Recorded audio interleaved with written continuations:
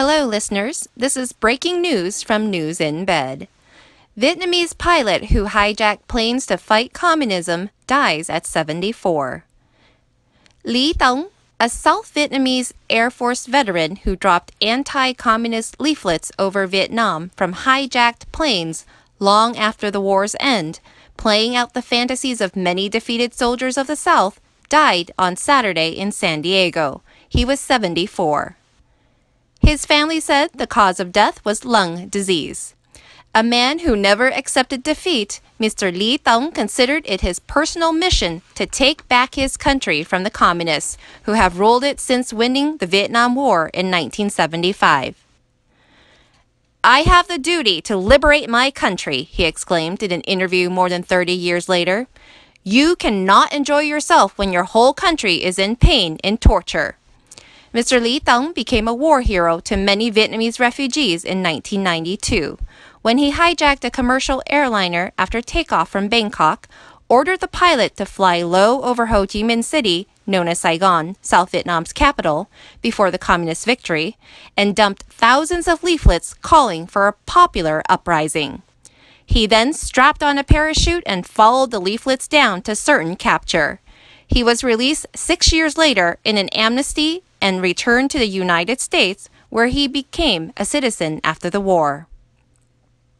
In 2000, under the guise of taking flying lessons in Thailand, Mr. Lý Tong made a second trip over Ho Chi Minh City, sending down a new cascade of leaflets which he had signed Global Alliance for the Total Uprising Against Communists. He was arrested on his return to Thailand and spent 6 years in prison for hijacking. He was not armed and no one was hurt on either of his flights.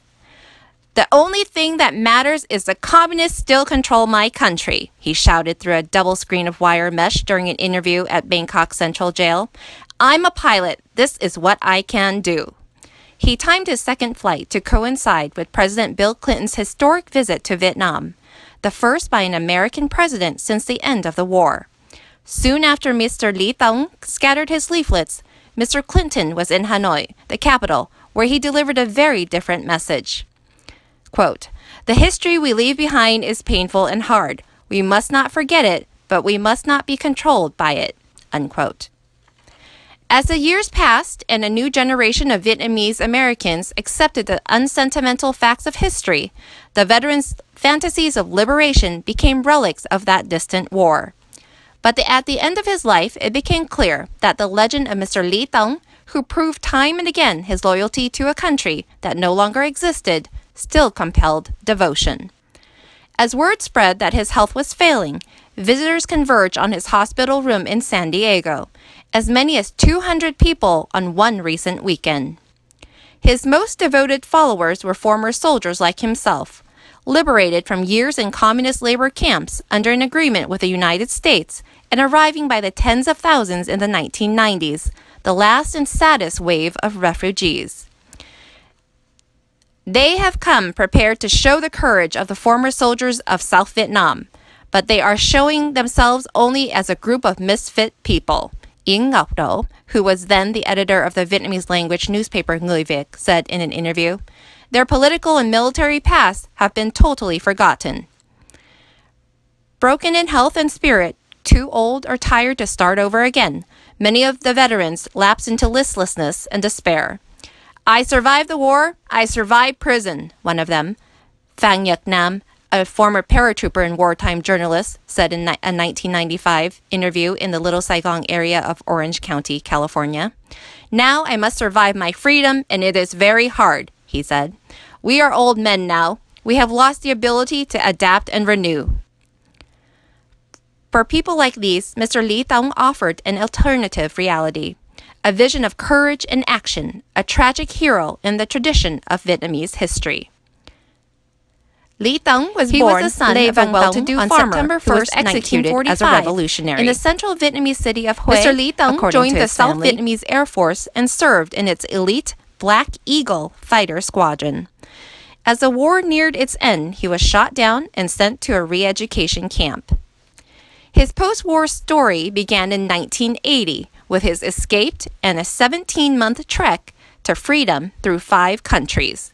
He picked his way through minefields, he said, broke out of jails, dodged security patrols, and crawled through jungle to avoid border post. He was accepted as a refugee in the United States, where he worked as a security guard and earned a degree in political science from the University of New Orleans. He published a 300-page autobiography, Black Eagle, which made him a celebrity among overseas Vietnamese. In early 2000, years after his first flight over Ho Chi Minh City, Mr. Lee Tong burnished his anti-communist credentials with a flight over Havana in a rented plane, scattering leaflets as he had in Vietnam. He was commended on his return by Cuban Americans in Florida, who gave him a victory parade. His second foray into Vietnam came later that year. In his final and most bizarre act of defiance in 2010 in California, Mr. Lee Tong assaulted a Vietnamese singer whom he deemed sympathetic to the government of Vietnam. Disguised as a woman, he walked to the edge of the stage, reached up as if to hand the singer a bouquet, and squirted a liquid, which may have been pepper spray, in her face. He was sentenced on multiple charges to 6 months in jail and 3 years probation. He appeared at this trial in drag. Mr. Lee Tong lived out his final years quietly in San Diego. He is survived by a half-brother, a half-sister, 3 daughters, and several nieces and nephews. Taken from the New York Times. Thank you for listening.